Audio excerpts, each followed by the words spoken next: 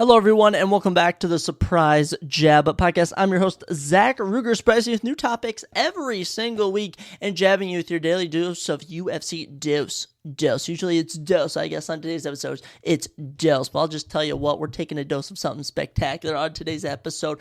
I am satisfying my inner child, my inner youth, as today we are going to be going through and giving our official predictions for WrestleMania 41. That's right, the Super Bowl of professional wrestling. That is WrestleMania 41, main evented by Cody Rhodes and John Cena on night number 2. And on night 1, don't forget about it, Roman Reigns, Seth Rollins, CM Punk in a triple threat match. That's right, ladies and gentlemen, your WrestleMania 41 predictions are here. And since this TKO merger, and because it's Easter, I guess, the UFC has elected not to have a UFC event. So, no UFC this weekend, but we do have WrestleMania, which I'm super excited for. So, we will be going through and giving our predictions for all matchups. I believe there's 13 right now. Maybe they'll announce one for the 14th. They'll announce one on Friday Night SmackDown to make a 14th match. We'll have to see. But we're going to go through the whole card, give our thoughts on every matchup, and who we think will come up victorious. Also, we're going to be going through and ranking every single WrestleMania main event. There have been 45 WrestleMania main events through 40 WrestleManias.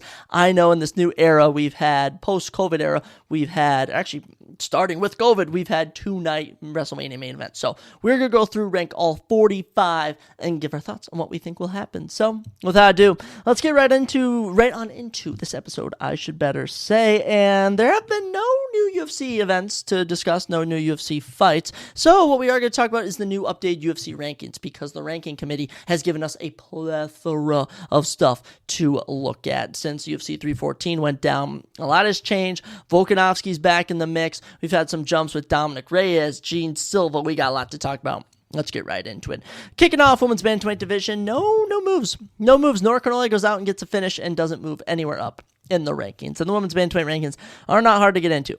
Let me tell you that. I don't really know what's going on. Obviously, we got Kayla Harrison taking on Juliana Pena. I don't really know if Macy Chiasson, Norma Dumont, Hako Penting got anything going on, Ketlin Vieira, but we'll have to see. This division's always kind of been dead since Amanda Nunes left. I mean, maybe Julia Pena and Kayla Harrison can do something to reignite it, but as of right now, nothing for the women's bantamweight division. Women's flyweight division, no rankings changes, and we're kind of just waiting for Alexa Grasso take on Mana Fiorot. Some changes will happen there as well. We have Erin Blanchfield taking on Macy Barber, Natalie Silva taking on Alexa Grasso. So there's fun top 5 matchups happening. We just need to wait for them to take place. And I think Rose Namajunas has a matchup coming up with someone. Isn't Rose Namajunas fighting someone? I swear. Jasmine Jesu Devicious. I swear those two are wrestling. I swear. Are they fighting? Whatever. I don't know. But here's where we get into some interesting stuff. Women's strawweight division. Virna Jandiroba is somehow the number 1 ranked strawweight in the world. That's right. She's the number 1 contender, and it's just very odd. Very odd. She's just kind of Rose, no personality, never says anything on the mic, kind of a goofy-looking face, and she's grappled her way to victory. So, good for her. She's beating Yan Chonin, Amanda Lemos, I'm pretty sure Mackenzie Dern, she's Marina Rodriguez, I don't know. She's worked her way up. She's now ranked number 1 as she jumps 2 spots. Yan Chonin drops 2 spots. I don't know why she gets dropped past Tatiana Suarez. Tatiana Suarez put up far less of a performance against Zhang Wei Li than Yan Chonin did, but it is what it is. Amanda Lemos also jumps up to the number 4 spot, tied with Jessica Andrade. So I'll be interested to see what happens in this division. You know, obviously, Vera Jandiroba will be next for Zhang Wei Li. We'll get that fight booked for later in the year. Tatiana Suarez is either going to retire or I think take on Mackenzie Dern or Amanda Lemos. And as for Yan Chonin, it's a pretty similar situation. Mackenzie Dern rematch, maybe takes on Yasmin Lucindo. I don't know. There's a lot of options, but Vera Jandiroba makes a big jump. Women's pound for pound rankings, Vera Jandiroba jumps 4 spots. That's right, from 12 to 8. Yan Chonin drops 2. Hako Penton and Rose Namajunas each get bumped down 2. But Vera Jandiroba is now the number 8 woman on the planet, technically, in terms of fighting, according to the UFC. Isn't that fascinating? Get into our men's divisions. Heavyweight division, no new changes. We await, hopefully, for John Jones versus Tom Aspinall. No idea if that's going to happen. No idea what's happening with Cyril Gane, Alexander Volkov, Sergey Pavlovich, Halton Almeida. There is no fights going on at heavyweight. All we've been waiting for is Curtis Blades versus Rizvan Kuniev, which keeps getting rescheduled. Other than that, maybe a Derek Lewis, Talishon Teixeira fight. There really is nothing going on at heavyweight. But a division that does have stuff going on, men's light heavyweight, Dominic the Devastator Reyes. Oh my gosh, it's been so satisfying since last June watching him revitalize his career, doing it all within under a year. He's now up to the number 8 spot in the rankings, making a 3-spot jump. I love it. He caught all Alexander Rakic at 6. I absolutely adore that fight. You could also run back a rematch, him versus Jan Blachowicz. That could work. You could even do him versus Jamal Hill. There is a lot of options for Dominic Reyes. I'm so excited for him. And by the way, let's not act like he hasn't returned and knocked out all 3 guys he's taken on. The Dustin Jacoby one in 2 minutes. The Anthony Smith one outstruck him by over 100 significant strikes to that round 2 TKO. And Nikita Krylov, he literally recreated the Jose Aldo Conor McGregor knockout. So put some respect on the Devastator's name. He's ranked at number 8. Nikita Krylov drops to number 10. Johnny Walker gets bumped down to number 11. Johnny Walker has a fight coming up with the undefeated number 12 ranked Azamat Murzakanov right next to each other in the rankings. As for Nikita, I mean, there's Bogdan Guskov at 13. There's going to be Zhang Mingyang once he presumably destroys Anthony Smith in 2 weeks. So, yeah, some options there, but tough luck for Nikita, but great work for Dominic Reyes. Men's middleweight and welterweight, no new updates. Pretty much middleweight does it have anything going on? I honestly don't know, guys, if men's middleweight has any fight going on. Now, as I look at the rankings, you have Rainer De Ritter at 13 and Michelle Barra at 14. They have fights booked against Bo Nickel and Abus Magomedov, respectively. Other than that, I don't think anyone. We're just waiting for Hamzat Chimaev and Dricus du Plessis news. For welterweight, pretty similar scenario. I mean, you do have Ian Gary versus Carlos Prates, which is massive. Bilal Muhammad's taking on Jack Del Maddalena, but the dust is settled. Sean Brady, Shafar Rakhmonov, Jack Del Maddalena, Joaquin Buckley, the winner of Ian Gary and Carlos Prates. There is a lot of contenders. At men's welterweight, it's going to be a big sorting out process. But let's get to lightweight, because lightweight had some massive changes. First off, Joel Alvarez in the rankings at 15. They can't decide, should he be in the rankings, should he be out? He's finally in. He, of course, takes on the number 13th ranked Benoit Saint Denis. Coming up, Michael Chandler drops 5 spots to number 12 as Paddy Pimblett is bumped all the way up to number 8. And even Mateusz Gamrot gets a little bump up to number 7. Good stuff.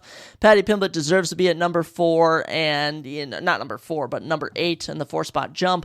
I am a little shocked that they had him below Mateusz Gamrot because it is almost guaranteed he's taken on Arman Tsarukyan, Charles Oliveira, or Justin Gaethje. Dustin Poirier's retirement fight is also apparently going to be announced in the next few weeks. He's ranked number 5. I'm thinking it's either number 6 ranked Dan Hooker or number 4 ranked Max Holloway. I would hope it's one of those two, unless they throw a curveball and it's Ian Topuria. Wouldn't that be devastating? But Paddy Pimblett, he's got a big fight booked next for whenever that takes place. He's going to have a good date. As for Michael Chandler, I think he spoke at the UFC and it's legit. He fights Conor McGregor or he retires, and I'm unfortunately thinking it's the latter. I'm thinking that Michael Chandler is going to have to hang it up. I don't see him sticking around, waiting to fight other guys. I mean, they don't get easier from here. Who's he going to fight? Winner of Joel Alvarez and Benoit Saint Denis?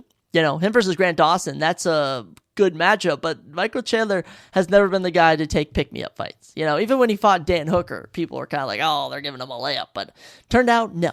Dan Hooker is still legit. So poor stuff for Michael Chandler. I mean, it really sucks to see him like this. I think he's 2-5 in the UFC, maybe even 2-6 or something. I don't know, but hopefully he can turn it around because Paddy Pimblett has certainly turned it around. 9-fight win streak, and he's got a top 5 matchup coming in next. Another division that had a lot of movement, the men's featherweight division. Volkanovski, your new champion. Who'd have thought? Who'd have thought at the start of the year Alexander Volkanovski would be champion again? Not me. Now, he didn't have to fight Ian Topuria. He just had to beat Diego Lopez. So, with him moving up, Max Holloway's now at number 1, Diego Lopez at 2, and Ian Topuria is still in the rankings at 3. I mean, this legit makes no sense. Yair Rodriguez is also tied at number 4 with Movsar Evloev. Arnold Allen's moves up to 6. Brian Ortega drops down to 7. Stay with me now. Gene Silva debuts at 11. Giga Chikadze's bumped down to 12. Yusuf Zalal's bumped down to 13. Danigue's at 14. Calvin Kattar drops down to 15. Bye-bye Bryce Mitchell from the rankings. Wow. Mouthful right there. Let's sort it out. Volkanovski should fight Movsar Evloev at number 4.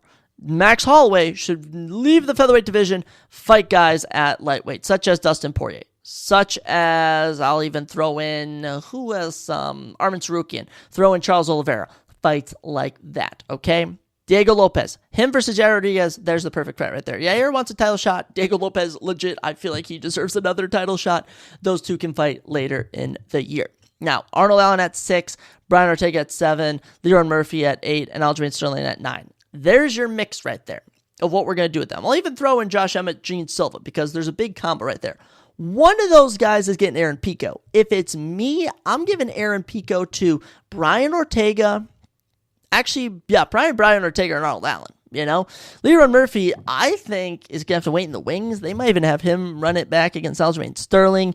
Gene Silva feels like he deserves a big fight, but honestly, him versus Josh Emmett feels like the next move.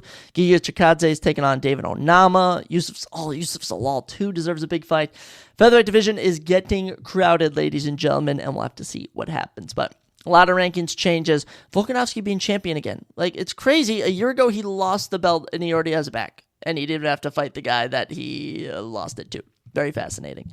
Bantamweight, no new updates there. Of course, we get Merab and Sean O'Malley. Don't know why we're doing that. Peter Yan's calling for a fight. You get Corey Sandhagen, Davison Figueiredo.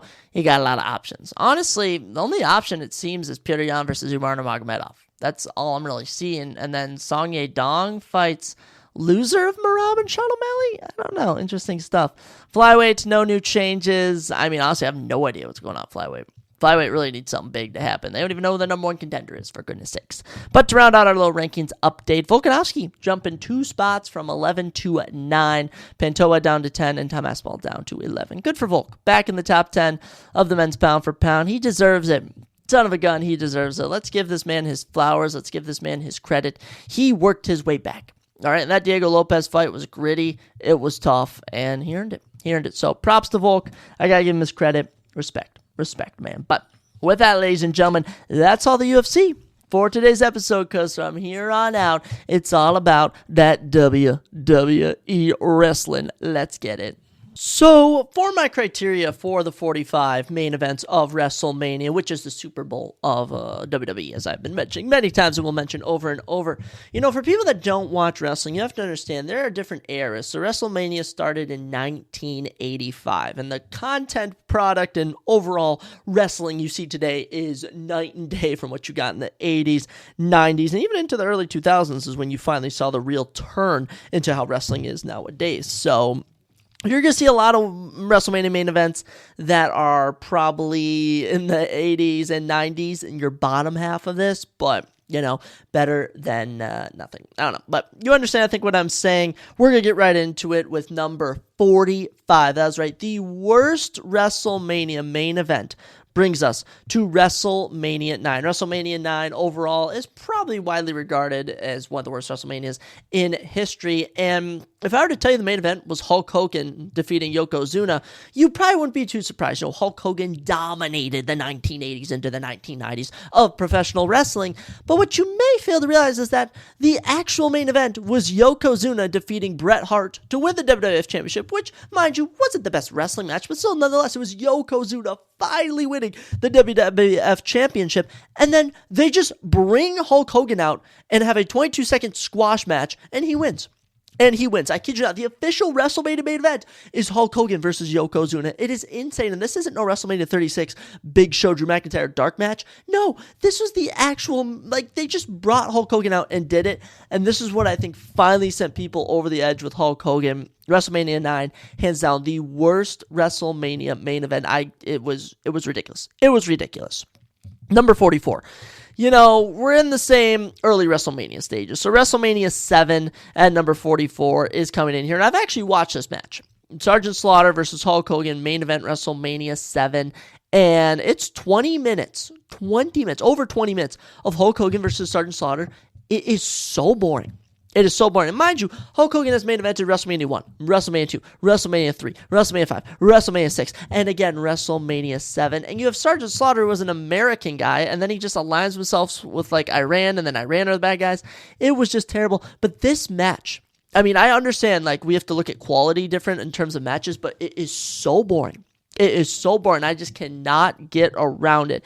It is unrewatchable. I've watched it once. Once was too many. So, WrestleMania 7 at number 44, Hulk Hogan, Sergeant Slaughter. Do not go back and rewatch it. Let me tell you, do not go back and rewatch it. Coming in at number 43 in the bottom half of our WrestleMania main events. WrestleMania 11. WrestleMania 11 was a very weird WrestleMania where you had Lawrence Taylor defeating Bam Bam Bigelow in a singles match. It was a weird call. You had The Undertaker, King Kong Bundy.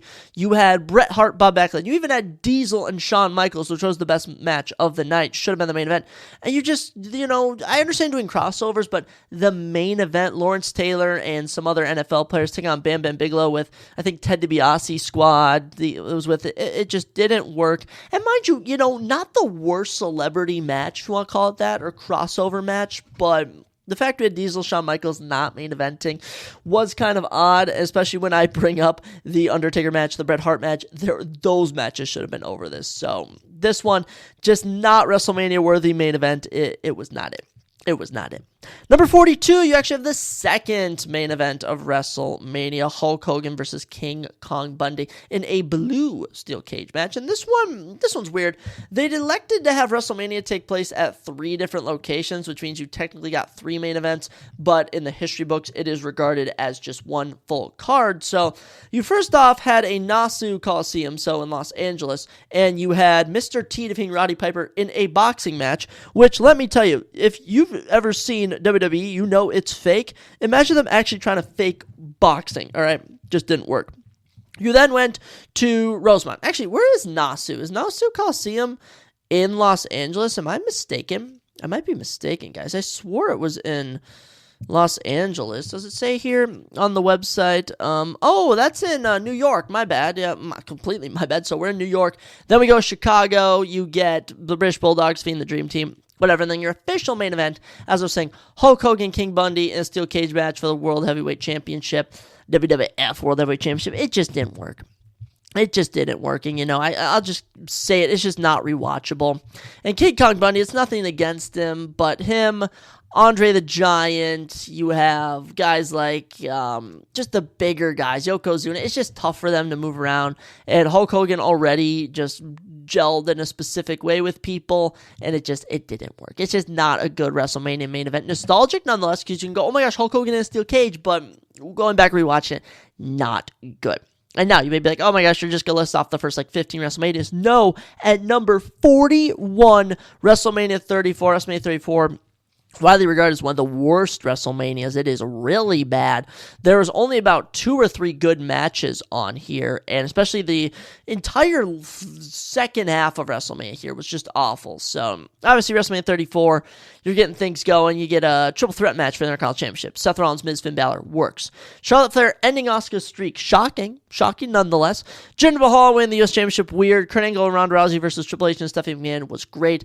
Triple threat match for a SmackDown Tag Team Championship. Okay. And then you have The Undertaker, John Cena, what everyone dreamed of, was awful. Nia Jax being Alexa Bliss, where Nia Jax comes out and is, after she wins, is talking about anti-bullying and the crowd's booing her. Yeah, something's wrong. The letdown that was AJ Styles and Shinsuke Nakamura, also the fact that wasn't the main event. You then have Braun Strowman teaming with Nicholas, literally like a 12-year-old boy. It was insane.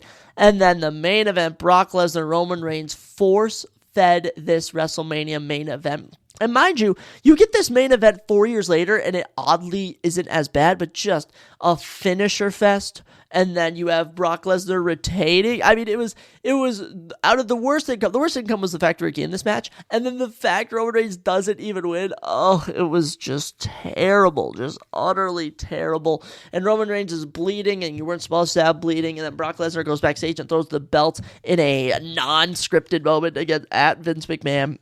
WrestleMania 34, out of all of the recent main events, just awful. At number 8, the final one in our 40s of our ranking, we have WrestleMania 8, a very forgotten WrestleMania, not just WrestleMania, but main event most specifically, going down at the Hoosier Dome in Indianapolis. You had Sid Justice versus Hulk Hogan, and this was weird because you had Sid Justice winning by disqualification. I mean, mind you, WrestleMania was still the biggest WWE event, biggest wrestling event in the world, but it wasn't at the level it was today. And on here, Bret Hart, Roddy Piper, you have Randy Savage, Ric Flair, which should have been the main event in a rematch. And this one just, Hulk Hogan, Sid Justice, it was, compared to the other Hulk Hogan matches I've discussed, it's more rewatchable than those. That's what I'll say. But nothing nostalgic, nothing good. It just happened and it was over. With that, we get into number 39, WrestleMania 13. WrestleMania 13 is widely regarded as kind of the start of the Attitude Era with Bret Hart and Stone Cold Steve Austin. But little does everyone know, the main event was actually The Undertaker versus Psycho Sid in a no disqualification match. And it's weird to think this was the main event, because the only thing people remember from this WrestleMania, the one thing they remember, is Bret Hart versus Stone Cold Steve Austin and how amazing that match was. Other than that, no one else remembers, I think. And I had to go back, check this out, and go, oh, this happened. We've seen much better Undertaker matches. Psycho Sid is just one of those guys where it's tough to, as a kid, you're rooting for him. You're like, this guy's awesome. As a 22-year-old, I'm going back rewatching going, okay, I can clearly tell he's a bit awkward in the ring. So, WrestleMania 8, the main event, Undertaker, Psycho Sid, at number 39. Back to the modern day, WrestleMania 36, Night 2. That is right, at number 38, WrestleMania 36, Night 2. And mind you, we're going to give this a bit of leeway. This is the COVID era. They had to work with what they had. But a Brock Lesnar-Drew McIntyre match in front of 0 people is terrible. And mind you, this Night 2 had just a random assortment of matches. You had Edge and Randy Orton in a last man standing match go almost 40 minutes. And mind you, it's all silence.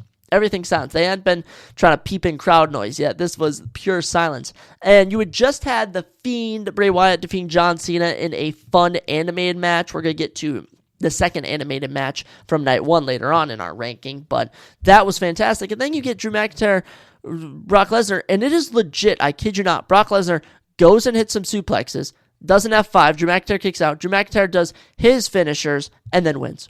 4.5 minutes, and Drew McIntyre has won the main event at WrestleMania. Now, in the history books, for any people that didn't live through this, kids are going to look back and go, oh my gosh, Drew McIntyre beat Brock Lesnar. It was so boring. The only reason I give it a benefit of the doubt over the others is because of the higher quality and the fact that Drew McIntyre should have had his moment, but we can't give it too much more.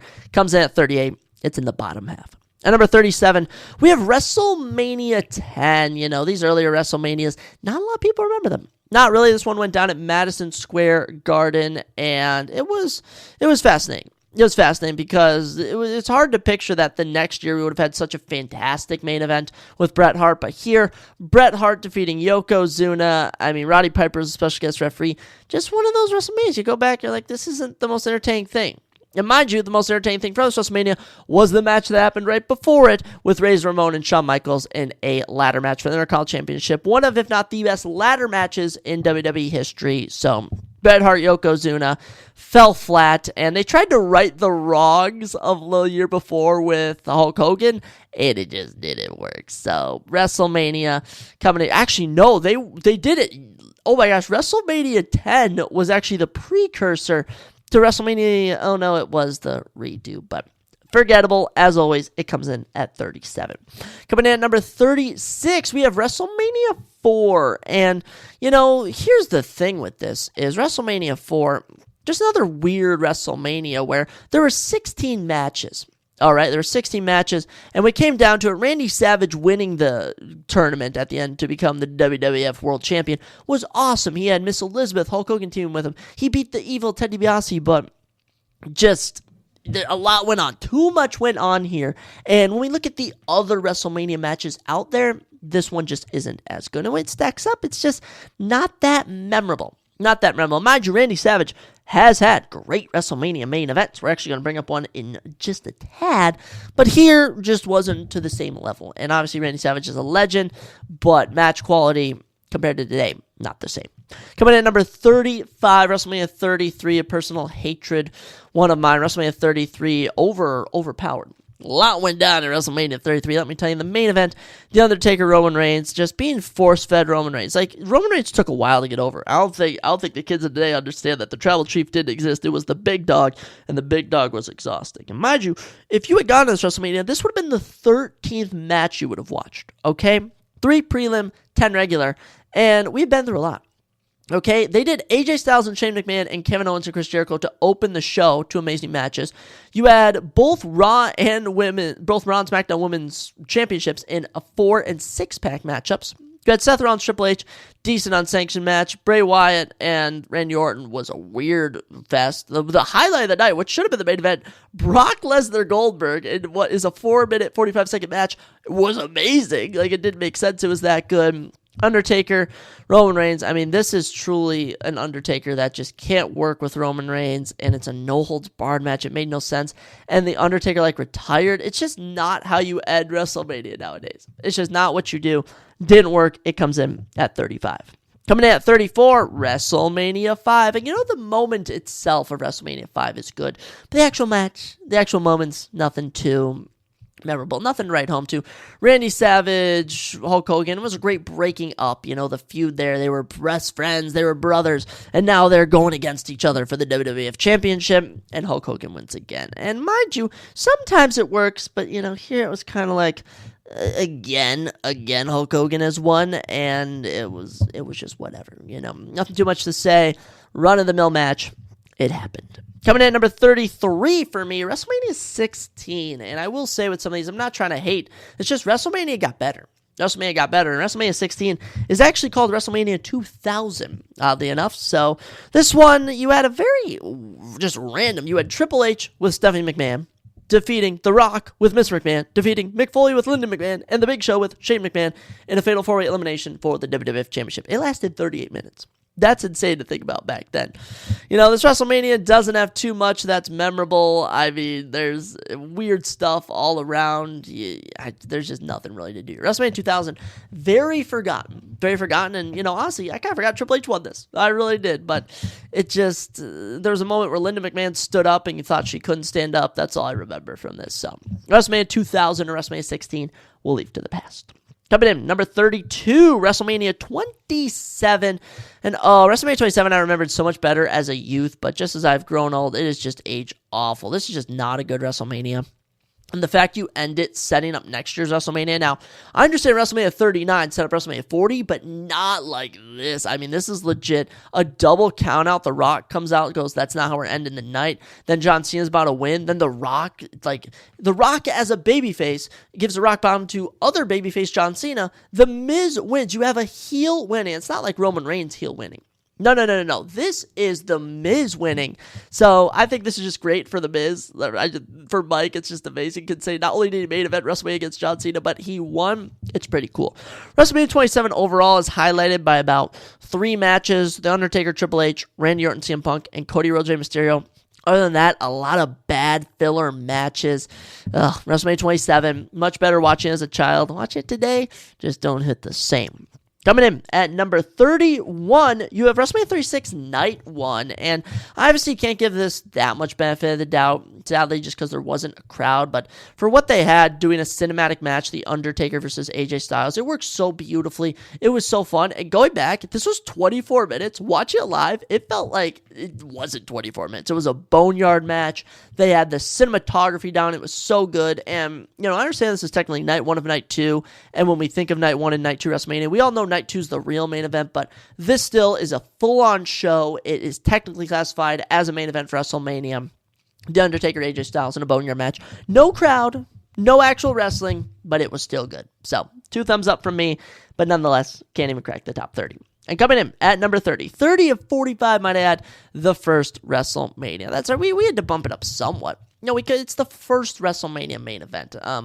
And Hulk Hogan and Mr. T defeating Paul Orndorff and Roddy Piper. At the time, it was crazy. It was crazy. You also had King Kong Bundy on here, Ricky Steamboat, Junkyard Dog, Iron Sheik and Nicola Volkov, Andre the Giant, Wendy Richter. I mean, with Cyndi Lauper, that this was a memorable WrestleMania. It started it all off. Is it the most memorable match? No. Do I ever remember what happened in the match? No. But nonetheless, comes in at number 30.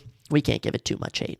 Moving into number 29, so just about almost at the halfway point, we have WrestleMania 3. And WrestleMania 3, obviously most famous for the Andre the Giant Hulk Hogan matchup. Now this one, out of all the Hulk Hogan matchups that I've been talking about, probably one of the most memorable. It's shown on almost every WrestleMania highlight reel. Of course, Hulk Hogan infamously picking up Andre the Giant and slamming him down, hitting his leg drop finisher, and winning. WrestleMania 3 overall, I think, was probably better than, probably out of 1, 2, 4, 5. It was really up there. So, WrestleMania 3, very good. It is most known for that finisher, or whatever you want to call it. Hulk Hogan picking up Andre the Giant. What was it? Was it the Immortal versus the Immovable Man versus the Immovable Object? Is something like that. I don't know. Along those lines, that comes in at number 29. Coming in at number 28, that is WrestleMania 32. And the only reason I'm putting this here and not lower is because it takes place in modern times. It's much more watchable, Triple H, Roman Reigns. And here's the thing. It's just no one wanted this main event. Mind you, a lot of injuries hit this WrestleMania. There were a lot of people not able to compete, which really hurt it. And we wound up with Roman Reigns and Triple H. And this was just prime trying to get Roman Reigns over. And out of WrestleMania's 32, 33, 34, where we're really forcing him, this one was the most bearable. That's what I will say. This one was the most bearable out of those. Mind you, there is a better Roman Reigns matchups on here. But in terms of this era with the big dog Roman Reigns, him and Triple H, they put on a fairly standard matchup of 27 minutes. And I'm going to be honest, it's slow paced. It's a very rudimentary Triple H, Roman Reigns type of performance. Not much there. WrestleMania 32 overall in general, not too many heaters. Not too many heaters. You obviously have the Intercontinental Championship match. That was good. Chris Jericho, AJ Styles. That rocks. Charlotte Flair, Becky Lynch, Sasha Banks. That rocks. But then you have Baron Corbin winning the Andre Giant Battle Royal. This was the year really died off. You have The Rock facing Eric Rowan in a 6-second match. Just an utter joke. WrestleMania 32, one of the more forgettable WrestleManias. Moving into number 27, and that's WrestleMania 18. And one of the most painful things about WrestleMania 18 is the fact that The Rock and Hulk Hogan wasn't the main event. I mean, they're literally on the poster, and they're not the main event. It's insane. That's one of the top 10, you can even argue top 5, top 3 WrestleMania matchups of all time. And mind you, it's nothing special. It's The Rock and Hulk Hogan going around 15 minutes. But just the crowd was so into it. And they did exactly what they needed to for this match. It is such a watchable match. It is so fun to watch. And honestly, sometimes people forget, even I forget, who won this. And you're watching it oh my gosh, who's going to win this? It's super good. The actual main event, Triple H defeating Chris Jericho. So forced. This was prime Triple H forcing himself into the main event. Him and Chris Jericho just did not need to be the main event. It didn't need to be that at all. So, unfortunate stuff there, but we all know WrestleMania 18 is famous for The Rock and Hollywood. Hulk Hogan. Coming in at number 26, WrestleMania 25. WrestleMania 25, the 25th anniversary of WrestleMania. It's weird. We are closer to WrestleMania 50 than we are to WrestleMania 25. That was a weird thought, but WrestleMania 25, was it truly the 25th? Was it truly as special as people remember? The Money in the Bank ladder matches at WrestleMania, I think, are better than the ones we get on the PLEs. But then you get some weird stuff. You have Santina Marella dressing Cross, winning the Miss WrestleMania Battle Royal. That was comical. Then you have Chris Jericho squashing Jimmy Snuka, Ricky Steamboat, and Roddy Piper. Interesting. Matt Hardy and Jeff Hardy Extreme Rules match. Pretty good. Rey Mysterio squashing JBL. And then you have the greatest WrestleMania match, probably stylistically, just straight out. No one anticipated it to be this good, but The Undertaker and Shawn Michaels. And it's just the show wasn't the same after that. And obviously you get John Cena being Big Show and Edge. Cool moment there. And the main event, Triple H, Randy Orton, and it just falls flat. This is most famous for there should have been a stipulation, and not only was there not a no disqualification, no holds barred street fight, the stipulation was if Triple H is counted out or disqualified, he loses the title. It was just one of the best build-ups to a matchup that I think this may be the best build-up to a match that under-delivered.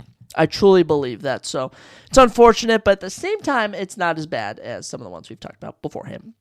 Coming in at number 25 on our list out of 45, we have WrestleMania 35. Ooh, a lot of fives right there. WrestleMania 35 probably would have been higher. WrestleMania 35 probably would have been higher. Of course, the first ever women's main event on WrestleMania. Becky Lynch, Ronda Rousey, and Charlotte Flair.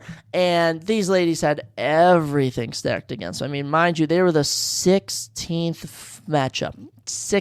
That's right. There were 16 wrestling matches on here. And it was just exhausting. And mind you, not just 16, but a lot of under-delivering matches. AJ Styles, Randy Orton under-delivered. You had a lot of course, you had multiple fatal four-ways for the WWE SmackDown tag team, the women's tag team. Kofi Kingston, Daniel Bryan wasn't even the halfway point. All right. That's the best moment from this WrestleMania. So it's just unfortunate how it worked out, but the finish to this matchup also didn't go well because, Becky Lynch pinning Ronda Rousey was an interesting call. And they also fumble the finish, but nonetheless, it's still pretty good. Not too bad of a triple threat match if you just go straight up and watch it, but the crowd was just, the crowd was clearly losing their minds by the end. Coming in at number 24 on our list, we have WrestleMania 6. That's right, going back to the 6th ever WrestleMania, and this was truly awesome. Ultimate Warrior, Hulk Hogan, and mind you, looking past their in-ring skills, I mean, just these two knew how to sell, and the crowd was red hot, and you had the Ultimate Warrior actually beating Hulk Hogan, something we hadn't seen in 5 freaking years. It was phenomenal to see, and you could just feel the intensity. And mind you, it never got better than this with the Ultimate Warrior. This was prime Ultimate Warrior. This is the only real good match he's had, and it's all people. Honestly, I'm not trying to be mean. It's the only good thing from this WrestleMania. Good stuff. Good stuff. When it comes to these matchups, we obviously look at the match, but we also look at the moment around the match. And that's why it lands at number 24. Coming in at number 23, WrestleMania 37, Night 1. Not only the second ever women's matchup, not only the first ever one-on-one women's main event, but also the first time two African-American women have main evented WrestleMania. And they did a pretty good job. Bianca Belair and Sasha Banks doing what they had to do. WrestleMania 37, kind of that awkward mix between not a full crowd yet, but they still have some people in a crowd, and they were able to go 17 minutes, have a banger match for the WWE SmackDown Women's Championship, and Bianca Belair was so over, and it worked well. It worked well. See, there's nothing to complain about this. Nothing but good stuff about this. Overall, WrestleMania 37, Night 1, not memorable at all. This is the only thing notable on this. I mean, you had Bad Bunny and Damian Priest teaming together. John Morrison still in the WWE. Weird to think about that. AJ Styles and Omos were together. Cesaro and Seth Rollins having a match. Very interesting. You open the card with Bobby Lashley, who's the WWE champion, submitting Drew McIntyre. I cannot blame myself for not watching WWE in 2021, but Bianca Belair, Sasha Banks, good stuff from those two women. Coming in at number 22, WrestleMania 12. And, this probably would have been a bit higher, but it's just long. WrestleMania 12, of course, it was the Iron Man match between Shawn Michaels and Bret Hart. And not only did no one pin each other until the 60 minutes were up, but it's an hour. It's an hour long. Let's not look past that.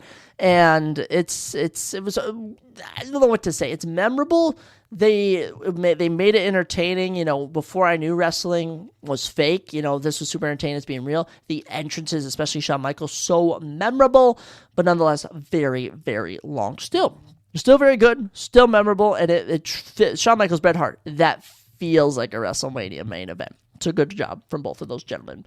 Now we've moved we've been moving past the halfway point, coming in at number 21, WrestleMania 38, Night 2. And this is the, I will say, second best Brock Lesnar and Roman Reigns matchup at WrestleMania. I was going to say overall, but honestly, they've had better ones at SummerSlam and such. This one was just, it was weird. This one was weird. There's nothing really to say about this one. It was billed as the biggest WrestleMania match of all time, and we're like, we have legit seen this at WrestleMania 2 times before. There's nothing to expect here. And mind you, it was, they played it so safe. And Night 1 of WrestleMania 38 was extremely better, so Night 2 was kind of doomed to fail from the start. I mean, I'm not going to say that, but it had a lot of expectations that maybe didn't live up to. Mind you, WrestleMania main event, 12 minutes, 15 seconds. I mean, it took one spear, and by the way, only one F5 to Roman Reigns. One spear from Roman Reigns, and it was over. It was over, and Roman Reigns became the WWE Universal Champion, and him hoisting up both the belts was fantastic. Little did we know, this was only the halfway point of his reign. Weird to think about. Such a weird thought. But Roman Reigns, Brock Lesnar, there's little to complain about because there's little they did. So, good job to those gentlemen, but it is ranked at number 21. Coming in, we're getting into the top 20 here at number 20, WrestleMania 14. This is kind of the turning point of WrestleMania main events, This is where we bring in Mike Tyson. This is where we have Stone Cold Steve Austin as the Rattlesnake. This is where he beats Shawn Michaels. And this is right before Shawn Michaels is about to leave the WWE. WrestleMania 14 overall, Pretty good WrestleMania, decently rewatchable. It's okay overall, but Stone Cold, Shawn Michaels, such a memorable WrestleMania main event. Truly, this is, we pretty much credit Stone Cold Steve Austin and Bret Hart as kicking off the Attitude Era. This really sent the Attitude Era into full gear. Amazing stuff with DX and, great stuff overall. Memorable, the finish with Mike Tyson knocking out Shawn Michaels. Double thumbs up. WrestleMania 14 coming in at number 20. Coming in at number 19 on our list, WrestleMania 22. WrestleMania 22, I forget John Cena went on a run where he main evented multiple WrestleManias. I honestly forgot about that, and this was one of them in the main event against Triple H, going 22 minutes. And not only did he main event multiple WrestleManias, he went on a submission streak. I completely forgot about this. He submitted Triple H to win with the STFU, whatever he was calling at the time. But good stuff overall. This WrestleMania is probably more memorable for Rey Mysterio winning the World Heavyweight Championship. Edge spearing McFoley through a flaming table. A lot of entertaining stuff there. Honestly, Rob Van Dam won the Money in the Bank on this WrestleMania. That's very weird to think about. But John Cena, Triple H, you've seen it so many times. You already know what to say. And the fact they were able to main event WrestleMania, looking back now, is so crazy. I'm so glad we got that match at WrestleMania. Fantastic. And this is actually very weird because after this WrestleMania, there hasn't been a small crowd like that. I don't consider COVID or 2021 as counting it, but after this, they had about 17K for this WrestleMania at the Rosemont Arena. After that, it was 70s the next 8 years. And then you had some 60s, and 80, more 68s, 700s. So yeah, this was one of the last smaller WrestleManias. Coming in at number, what are we on? 18? Number 18, WrestleMania 39, Night 2. WrestleMania 39, Night 2. Of course, Roman Reigns, Cody Rhodes. A lot of people like this one better than WrestleMania 40 in terms of a match. But I will say watching this, it's long. It's a long rewatch. It's not as rewarding per se as WrestleMania 40. I'll say the shock factor there for Night 2 is insane. Insane. The fact that Roman Reigns retained blew everyone's minds. They were setting up Cody Rhodes to win so hard, and when they swerved us, it was legit like, what? Are you kidding me? And mind you, this is over a 30-minute match. This is 34 minutes long, and you have a Solo Sikoa interference, and Cody Rhodes loses, and he's doing the John Cena, staring off like, oh my gosh, this is it. My life is over, and Roman Reigns retains. Oh, and mind you, Roman Reigns' entrance for this, so fantastic. But all the ones above this main event, I do think are better main events. Now, mind you, I still think WrestleMania 39, Night 2, the official main event, is phenomenal. Now, phenomenal. AJ Styles. If only AJ Styles could have had a real WrestleMania main event. Makes me sad they didn't give him one. Coming in number 17, WrestleMania 15. A lot of people forgetting about WrestleMania 15. The Rock, Stone Cold, Steve Austin, their first encounter at WrestleMania. And what a fun match. What a memorable match. And just two icons of the generation. No disqualification match. Mankind was a special guest referee. This was phenomenal. And Stone Cold Steve Austin winning made it even better. You felt the passion. You felt the intensity. This was prime Attitude Era. And it was everything I love about professional wrestling. The Rock and Stone Cold Steve Austin doing what they do best. Coming in at number 16, WrestleMania 39, Night 1. Now, here's where things get interesting. You'd be like, how can a tag team match be over Roman Reigns and Cody Rhodes? Well, let me tell you, little one, it is simply because this tag team match was so amazing. Kevin Owens and Sami Zayn defeating the Usos, ending their run as WWE Tag Team Champions, the longest reign of all time, was such a feel-good moment. And so shocking, and it truly felt like this was the turning point, the end of the bloodline, and all the kickouts here. I mean, truly 2.999999999. You really thought it was over every time, and the finish was fantastic, and you felt the emotion from Kevin Owens and Sami Zayn. And it's one of those WrestleMania main events where it's unexpected, like you didn't expect it to be as good as it was, and that you could truly say, this is the best tag team match to ever take place at WrestleMania. One of the best tag team matches of all time. WrestleMania 37, Night 2, comes in at number 14 on our list. Coming in at number 13, WrestleMania 20.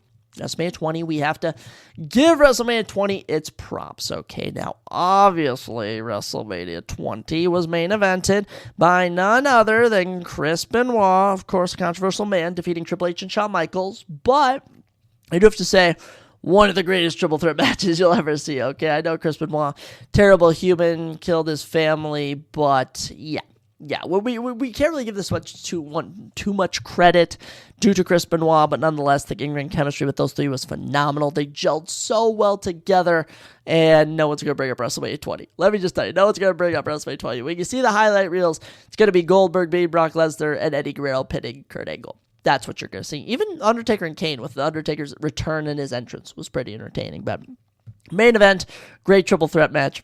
Got to give it its credit. Coming in at number 11, WrestleMania 21, a sneaky good matchup right here between Triple H and Batista, and I'm so happy they pulled the plug on Batista. They really gave him this opportunity to main event WrestleMania, and it's weird, Batista was the guy before John Cena. I mean, truly, John Cena beat JBL on here, but Batista defeated Triple H, and it wasn't what no one was going around this time beating Triple H. Triple H was beating everyone, and Batista wins the Royal Rumble, and he leaves Evolution, and he comes and wins. And the fact Batista was able to main event WrestleMania really makes me happy because he deserves it. All political stuff and Hollywood stuff aside from right now, the Batista I know and love was out here main event WrestleMania and powerbombing Triple H to become the new World Heavyweight Champion. I still think he looks the best with that belt. He just wears it so freaking nice. With that, ladies and gentlemen, we are going to get into the top 10 WrestleMania main events of all time. And coming in at number 10, WrestleMania 38 Night 1. And when I talk about WrestleMania main events, I want unexpected. I want to be shocked. And let me just tell you, nothing was more shocking than them ending the show with Stone Cold Steve Austin and Kevin Owens doing a... What was it? The Kevin Owens show, and Kevin Owens is going to interview him, and they're talking, and right away you notice Stone Cold had his knee braces on, and you're kind of like, okay, maybe he's going to hit a stunner. Maybe he's going to do something. But then they announce they're having a match, and you may think, okay, we've seen The Rock squash Eric Rowan. We've seen Sheamus knock out Daniel Bryan, right? This is going to be a little squash match. No. Almost 14 minutes in a no-holds-barred match, and Stone Cold Steve Austin turns back the clock and whoops Kevin Owens. And I think the most shocking moment in this match was when Kevin Owens was putting the beat down on Stone Cold Steve Austin. Steve was taking bumps, and we were going, oh my gosh, he's going to injure himself. He's legit going to injure himself. But no, not only did he win, but that place went crazy, and they were bashing beers. And mind you, you know what they had to follow? They had to follow the return of Cody Rhodes to WWE, and the fact they were able to do that, the fact that happened, I mean, it is just phenomenal work. But Stone Cold Steve Austin returning against Kevin Owens, my number 10 WrestleMania main event of all time. No one expected it, and it was so fun. It's so rewatchable. It's so entertaining. It's what WrestleMania is all about, creating moments. Coming in at number 9, WrestleMania 19, Brock Lesnar, Kurt Angle, just two of the greats right there. And we almost watched Brock Lesnar die, for goodness sakes. He tried a shooting star press, almost broke his neck. Doctor said the only reason he survived is because his neck is freaking freakish, for goodness sake. WrestleMania 19, overall, phenomenal WrestleMania. You get The Rock and Stone Cold Steve Austin for the final time. Shawn Michaels, Chris Jericho was phenomenal. You have so many good moments on here. And Brock Lesnar, Kurt Angle is just overall a great WrestleMania match. Great chemistry between those two. Great intensity. I mean, they truly personified bringing it at WrestleMania, delivering us the moments. And it was a deserved main event. Brock Lesnar, Kurt Angle, nothing to say about there. They have great chemistry. They were doing big things. And this wasn't your Brock Lesnar who was doing suplexes all the time. This was young, athletic Brock Lesnar bouncing around all the place, which was very fun to see. Coming in, number 8, WrestleMania 24, The Undertaker and Edge. And a lot of people credit this as the start of The Undertaker's legendary run. I mean, insane work from these two in this one. Undertaker went on a streak of just phenomenal matches, and him and Edge went crazy here. I mean, the entrance from Edge was phenomenal. Same with The Undertaker. And, people forget Undertaker, because of how old he got towards the latter years from 2017, 2016, 2015. And forward, I should have said, from 2015 on. But he was good. He was good here, going off the top rope. I mean, taking dives and the quick countouts here. And you really thought Edge was going to win at times. And his cronies getting involved. It was so phenomenal. So phenomenal. Great work. It comes in at number 8. And as I just looked at my list, I think I skipped over WrestleMania 23, which was at 12. So I skipped over 12 on accident. I think WrestleMania 23 was John Cena, Shawn Michaels. Good match. You may hear John Cena, Shawn Michaels, and think it was this groundbreaking match, but it really wasn't, but it was still excellent as it comes in at number 12. But I just noticed I missed that. But honestly, the reason I missed it is because, it happened. It's John Cena, Shawn Michaels. They could never deliver a bad match, and it just comes in at number 12. Now, back to where we were at. Number 7, WrestleMania 17. And when we're talking about moments, we're talking about Stone Cold Steve Austin siding with Mr. McMahon. What? Whoever saw that? Who would ever see that coming? Stone Cold Steve Austin beats The Rock again in no disqualification match, banger no disqualification match, 28 minutes long, and then just sides with Vince McMahon. They share a beer and he doesn't give him a stunner. The entire universe was shocked. This had broken all boundaries of the world. This had broken life. Everyone was confused. So, these are two mortal enemies. This is literally Jesus and Satan, for goodness sakes, and they're together now? Now, obviously, we all know how it all works out in the end with Stone Cold Steve Austin turning on Vince McMahon as he should, but shocking stuff in the match. It delivered. You would never think that The Rock and Stone Cold Steve Austin were bringing out 4 out of 5, 5 out of 5 star matches, but they were. They truly were great back in their prime. Coming in at number 6, guys, WrestleMania 31. Brock Lesnar, Roman Reigns, their best match to date. And the entire formula for this was Brock Lesnar's whooping Roman Reigns. Everyone's getting bored of it, and then Roman Reigns rallies. Everyone's like, oh my gosh, Roman Reigns is going to win. And then the shocker, Seth Rollins cashes in Money in the Bank. He was doing it before it was cool. He was the first one to do it. It had never been done before. Cashes in, wins. They pull the shocker. You almost thought he was going to lose. And oh my gosh, just an incredible moment. I'm watching it. I'm watching my room and my jaws dropped. I hear his music hit. I'm like, there's no way. There's no way he's doing this. And then we actually all thought that Brock Lesnar was going to win again.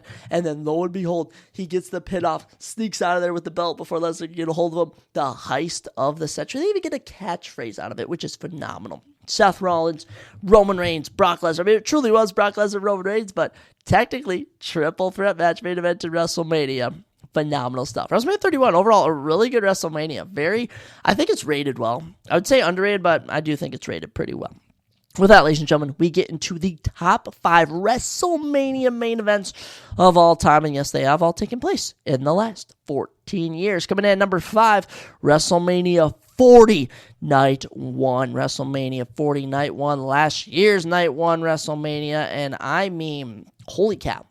Holy cow. When we heard we were getting The Rock and Roman Reigns versus Cody Rhodes and Seth Rollins, we didn't know what to expect. We were expecting just kind of a regular tag team match. But from the get-go, it was an all-out war. The match didn't even start for the first 14 minutes or something. And the Rock, his selling may have been the best selling of his career. Everything he got hit with looked good. And the amount of almost falls here was insane. And the amount of swerves, truly you all thought Cody Rhodes and Seth Rollins were going to win. And then Roman and The Rock pull it out, and The Rock pins Cody Rhodes. Oh my gosh, it was insane. 44 minutes and 35 seconds, and it was never boring. How can you have a 45-minute match? How can you have one of the longest matches in WrestleMania history and it not be boring? You put Seth Rollins, Cody Rhodes, The Rock, and Roman Reigns in there. It was phenomenal. And The Rock's entrance, oh my gosh, so good. The final boss, phenomenal. Absolutely love this. This was amazing. WrestleMania 40 truly might be the greatest WrestleMania of all time. And I know it's recency bias for a lot of people, but even a year later, we all are still going dude, I think it actually is. Coming in at number 4, WrestleMania 30. Now, what I've come to learn about WrestleMania 30, overall, it's a tad overrated. It's very rewatchable, though. It's very nostalgic for wrestling fans. But a decade later, when we look back on this WrestleMania, Daniel Bryan and Triple H kicking off the night. Phenomenal. The Shield squash match doesn't age too well. Cesaro winning the Andre the Giant Memorial Battle Royal felt very powerful. But then John Cena, Bray Wyatt, Brock Lesnar, Undertaker fall flat. And you have the streak end. And then you send out 10 women to do a Divas Championship match. it was a mess. It was a mess. But in the main event, Daniel Bryan, Batista, Randy Orton, just phenomenal. Just phenomenal. And the moment of Daniel Bryan winning and him overcoming the odds and the the Batista bomb into the RKO, one of my favorite moments I've ever seen. Daniel Bryan overcoming the odds was phenomenal. WrestleMania 30, similar to 40, similar to 20, not similar to WrestleMania 10, but some about these every 10 years they put out banger WrestleManias, and WrestleMania 30 was phenomenal.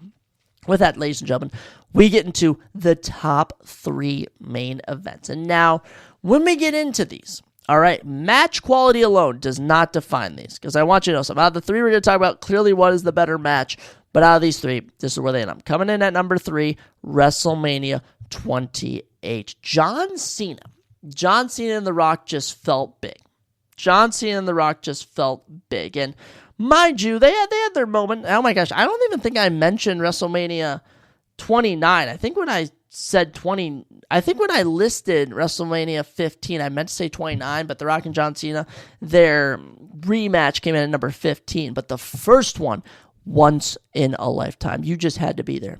I mean, even though we got it twice, it is still aged so wonderfully. And WrestleMania 28 overall has just some heaters. Undertaker, Triple H, CM Punk, Chris Jericho, and The Rock, John Cena. 30 minutes. And mind you, it's a slower pace, but the storytelling, both of their entrances was phenomenal. The best promos from any WrestleMania.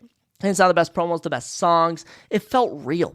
They made this feel real. And mind you, they used WrestleMania 27 to build this up. They used Survivor Series. They used SummerSlams. They used the Royal Rumble. They used everything in their power to build this match up. And it worked great.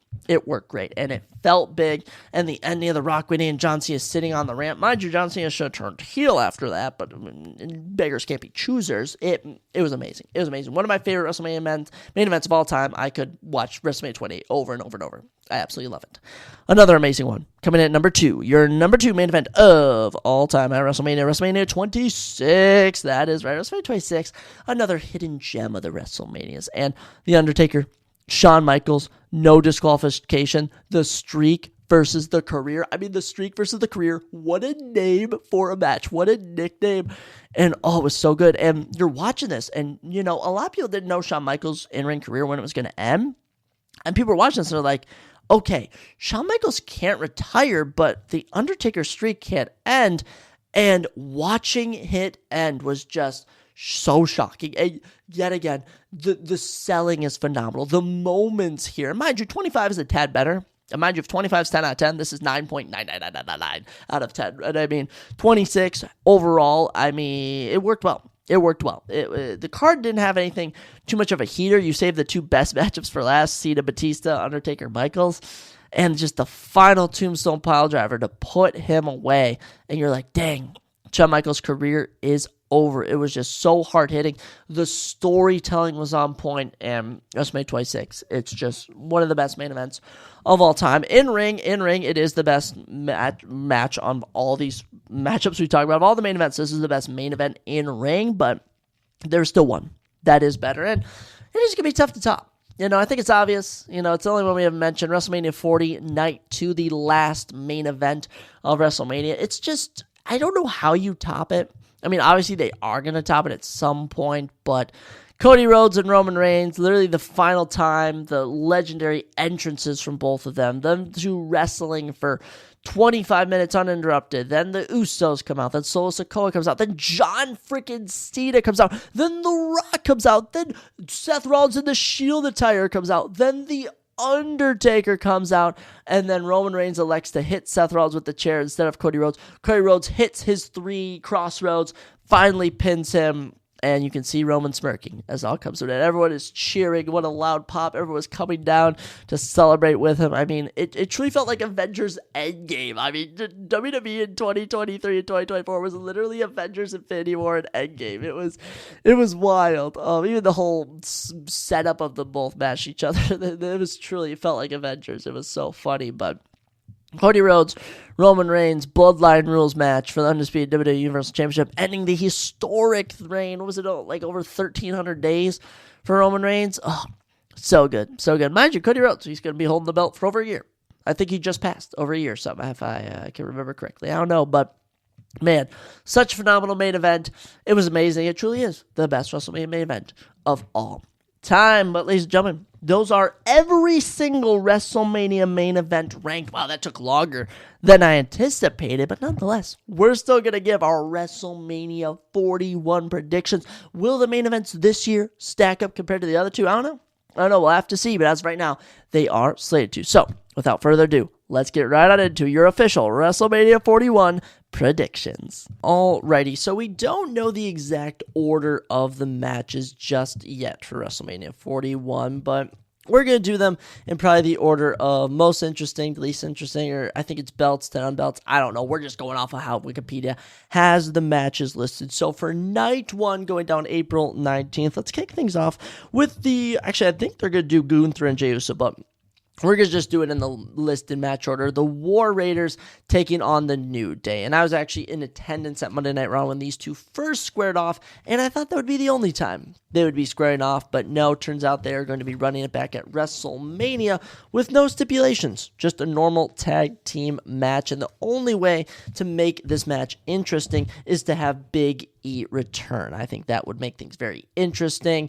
However, I don't know if Big E's going to return to cost them the tag team championships or after they win the tag team championships. So I'm predicting the New Day to defeat the War Raiders. I think a win here does a lot for the New Day, especially as a heel faction. The War Raiders, they'll never really move past where they're at. They're never going to be bad. They're never going to be good. They're just where they're at right now, unless they switch up the gimmick somehow, but I'm going with the New Day. A Big E return would really make this special. Next up, Rey Mysterio versus El Grande Americano. Chad Gable doing this Mexican luchador type of gimmick has been working phenomenally. Surprised this isn't a mask versus mask match. However, I think after the matchup, we will be seeing Chad Gable lose his mask. I think Rey Mysterio here is a safe prediction and the right call. Look, Chad Gable does need a run, especially at the IC title, or even if we switch him over to SmackDown for the United States, but doing whatever you give Chad Gable, he always turns to gold. Especially with this El Grande Americano,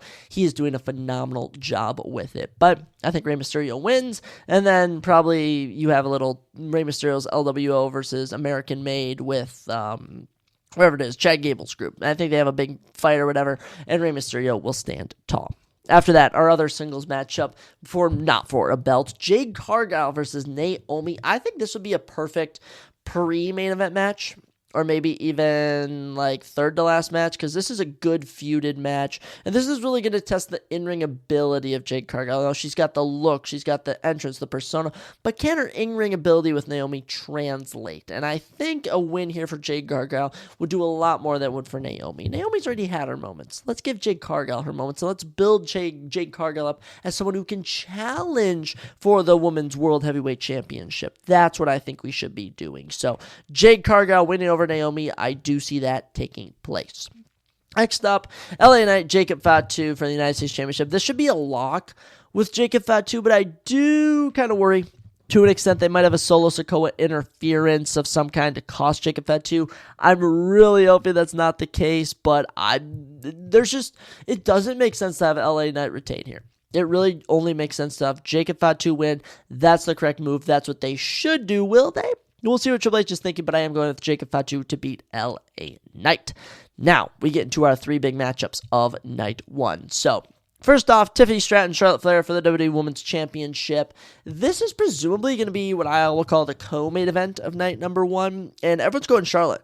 Everyone's saying Charlotte's going to win, but I honestly think they're going to go with Tiffany Stratton. I feel like that's the move you need to do. She's the babyface. She's going to get it done, and also she's from Minnesota. I got to root for her. I think this would be massive for her. Now, obviously, Charlotte Flair coming back winning is probably going to be what happens, but the fans just could care less for Charlotte. It's not even like her as a heel. It's almost like with Charlotte Flair, it gives Roman Reigns 2016 vibes. It gives Triple H 2003 vibes. Just people that WWE unforcefully pushes to the top, and that's what is happening with Charlotte Flair. So I'm going to predict Tiffany Stratton to defeat Charlotte Flair. Any shockers for this matchup? I would hope not. I just hope it's a very good match, that we don't know the chemistry between these two yet. The buildup has been very unorthodox, to put it family just, I mean, it's been almost a mess of a build-up. I say of all the matches we've been through right now for being where it's had a very mediocre build-up. But nonetheless, we'll just see how they perform when they get to the ring. And also, the entrances should be amazing. The second to last matchup on night one, Gunther versus Jey Uso. I'm being maybe told it's going to be the opener for WrestleMania. And let me tell you right now, there's two options here. So I think if it opens, Jey Uso wins because you want to start WrestleMania with a big bang. But I think if it's either second to last or third to last, I think they go with Gunther. So wherever this match is placed will depend on who I predict to win. But I'm going to just go with Jey Uso. I would prefer Gunther to win. You know, they're just having Jey Uso win to give him a moment of being honest, but that's what WrestleMania is all about. They've done it with Kofi Kingston, Daniel Bryan, Eddie Guerrero. They've done it with, they've really done it with everyone. John Cena, Batista, we've been talking about them. They've done it with everyone as their first breakout championship. So I'm going to go with Jey Uso over Gunther. It just feels really repetitive of last year with Sami Zayn. And as for the match, they really have to spice it up because these two have wrestled before. And in a regular style match, Gunther won clean. So you're going to have to tell some sort of different story here in the ring.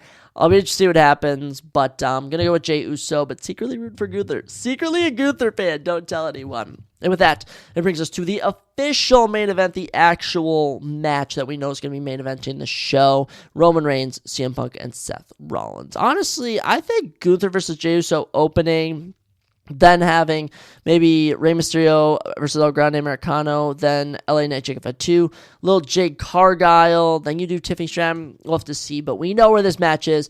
The grudge match, the massive triple threat match. Nothing is on the line except for pride. Roman Reigns, CM Punk, Seth Rollins. The big story is who is Paul Heyman going to side with? He's walking in with CM Punk. Who will he be walking out with? Now, I see a lot of people going with Seth Rollins, but Seth Rollins has just been cooking too hard to win this. I think what we're going to be telling here is CM Punk finally winning his first WrestleMania main event. I'm going to pick CM Punk just because I'll be rooting for him. And, you know, WWE is obviously scripted, but same for UFC. I like to pick guys that I'm going to root for. And, you know, with Roman Reigns, I think Roman Reigns would be a big curveball.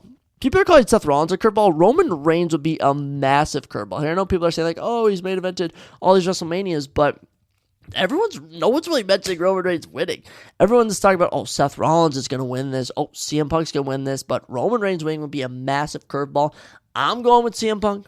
I think CM Punk's going to do it. I think it'd be great for him. Yeah, I think that's how you end night number one. This is the first WrestleMania in 2 years, actually 3 years now, since WrestleMania 38, where night one and night two aren't directly correlated. That's what I really like. Now, saw a lot of people saying the winner of this might get inserted into the night two main event. Well, I don't think that's going to be happening, but, you know, we're going with CM Punk. It should be fun. Good night one. Night one should be pretty good. I'm really liking the night one lineup. I'm trying to see, so I have one heel winning, one face. Jacob Fatu's technically a face. Tiffany Stratton's technically a face. Jace is a face. CM Punk's a face. We'll have to see what WWE likes to go with, but I only have one heel winning. That's the New Day on night one. We'll have to see how my predictions go. But with that, we get into night two, and as of right now, there are 6 matchups, and the only potential is on SmackDown to get a ladder match or something with the SmackDown tag team titles, or Randy Orton versus Nick Aldis. So I'm just throw out whoever Randy Orton faces, he's going to win. That's what I'm going to say. If it's Nick Aldis, if it's Sami Zayn, if it's, I don't even know who Randy Orton could match up with, but if a Randy Orton matchup gets made, I'm picking Randy Orton. If a SmackDown Tag Team Championship matchup gets made, I'm going to go with the Street Profits to retain. Unless there's a special team they insert somehow, then I'm going to go with the Street Profits. But we know 6 matchups. First one, Liv Morgan and Raquel Rodriguez versus Bayley and Lyra Valkyria for the WWE Women's Tag Team Championships. Now, I know we wanted to get Liv Morgan on WrestleMania, but the way we did this in this fashion, it's just, this is such a filler match. It's not these ladies' fault. Like, everyone loves Liv Morgan, but let's be real. When you have fatal 4-ways with Penta, Finn Balor, Dominic Mysterio, Braun Breaker, when you have Io Sky, Bianca Belair, Rhea Ripley, when you have AJ Styles, Logan Paul, when you have Cody Rhodes, John Cena, no one's interested in this. So this is a perfect second or third match, like middle of the road. You know, I don't even know what they're going to open the show with. If I'm them, I'm opening with Io Sky, Bianca Belair, Rhea Ripley, starting with a bang, but for this one, you got Bayley and Lyra Valkyria teaming up. I think they give it to Liv Morgan and Raquel Rodriguez. I think they just have him retained because why not? But they could always give him to Bayley and Lyra Valkyria. It honestly doesn't really matter to me. Lyra Valkyria is the Intercontinental Champion. Her and Bayley are feuding. They had a great match on Raw when I went there. So we're going to go with Liv Morgan just because she's a star. Next up, AJ Styles, Logan Paul in the only non-title singles match with no stipulation at all. As just AJ Styles, Logan Paul. And I'm going to be honest, Logan Paul has kind of been on a little streak here. He won at 38, actually lost at 39, then won at 40. I'm going to say he loses here. I think a win for AJ Styles would be massive, but we know AJ Styles only has maybe a year, maximum 2 left wrestling in general, so I'd love to see him get another WrestleMania win. AJ Styles over Logan Paul, it's going to bang. It's going to be fantastic. The amount of rope jumping, people jumping off the ropes, you're going to see is going to be phenomenal.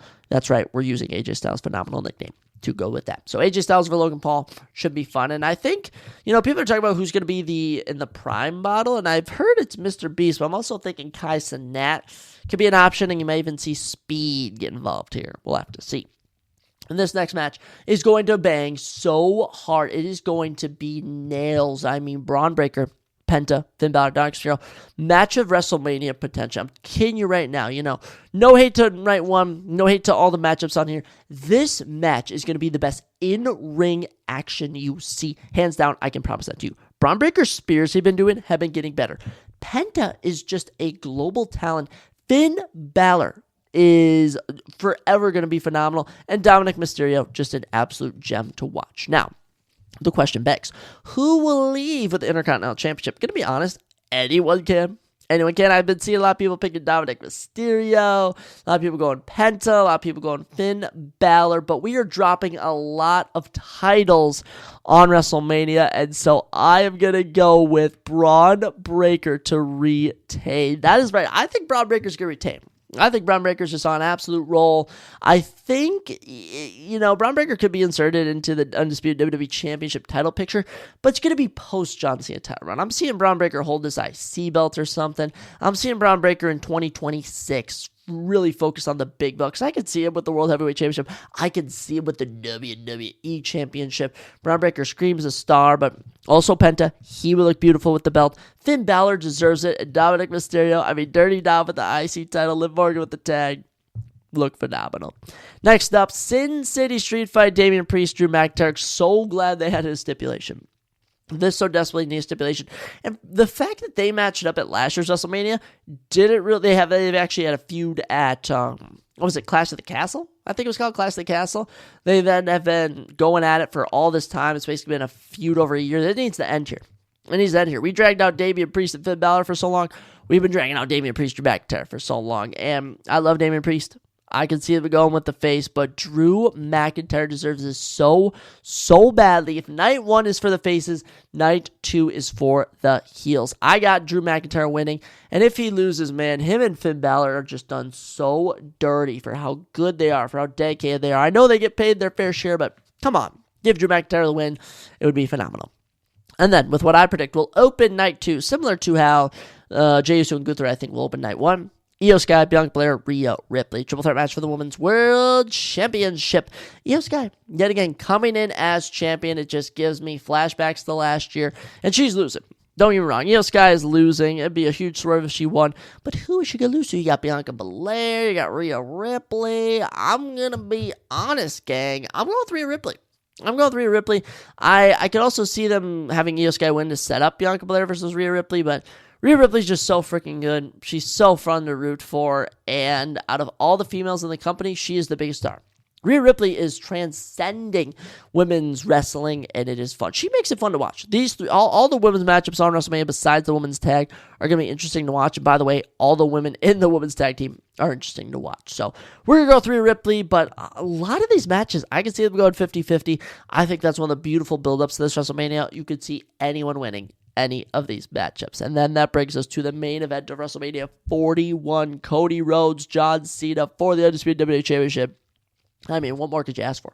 We were fantasy booking this. I mean, when we found out John Cena had a farewell tour, but we never expected him to actually main event WrestleMania 41. Nonetheless, as a heel, it's fantastic. And obviously, the prediction's John Cena. Not only should he win, not only do we want him to win, but is the right call.